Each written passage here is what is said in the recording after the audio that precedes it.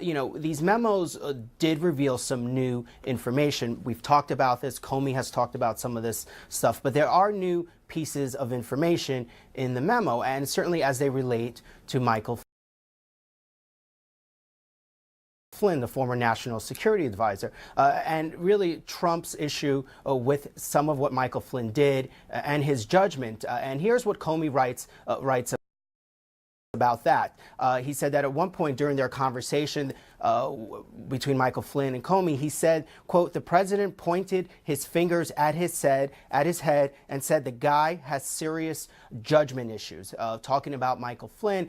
And then he goes on to talk about some more information in the memo. That is, Comey talks about some of the other conversations he had with the president concerning Michael Flynn and this whole idea of letting the investigation go. And he writes that he then returned to the topic of Mike Flynn, saying that Flynn is a good guy and has been through a lot.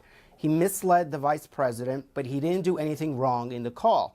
He said, "I hope you can see your way clear to letting this go, to letting Flynn go. He is a good guy. I hope you can let this go." Comey says he then told the president, "I agree, he is a good guy," but said no more.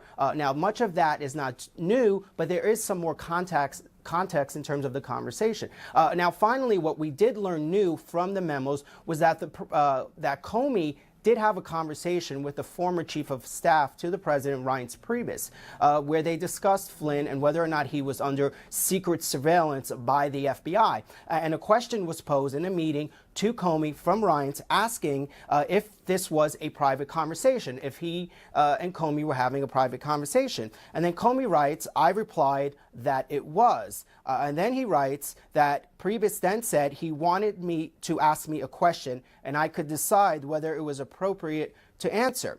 He then asked, "Do you have a FISA order on Mike Flynn?" Now, Comey never responded to that question. Instead, he told the former chief of staff that there are proper channels that he would have to go through, meaning the Department of Justice, the Deputy General there at the time, and would have to ask him those questions because it would be sort of inappropriate for Comey to answer those questions. Certainly, these memos, as we know, are part of the Bob Mueller investigation, but lots of new information here, but much of it we had already known, John.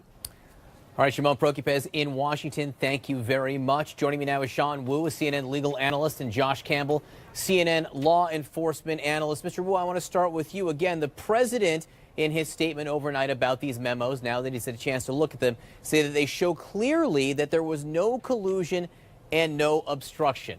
Do they, in fact, show that?